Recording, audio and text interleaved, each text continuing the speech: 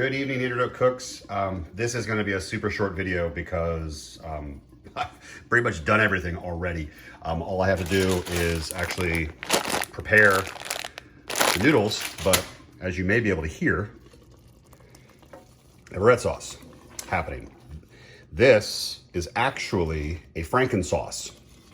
So we call it a FrankenSauce because, as I just illustrated with the opening of this video, we tend to freeze our leftovers, whether it's sloppy Joe or lobster bisque or pulled pork. I will retain leftover meat sauce or red sauce and I'll toss it in the fridge. And what will happen is we'll forget, and I'll make it from scratch over and over and over again. So we end up with 4 or 5 different frozen Ziploc bags full of different sauce. This one, and I'm not sure if you can even tell in the video, it's getting a little messy. I'm making maybe I don't want to mess.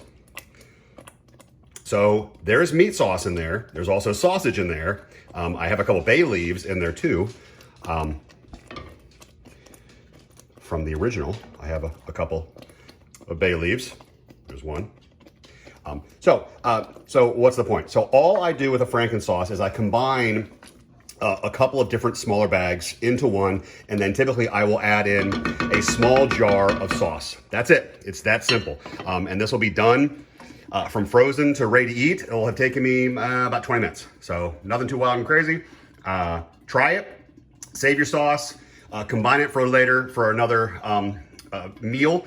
What we will do with this though is, since I have frozen and now re-thawed and using this, whatever's left over here, I will toss. We will not keep it or refreeze. So that's it. Hope you guys enjoy.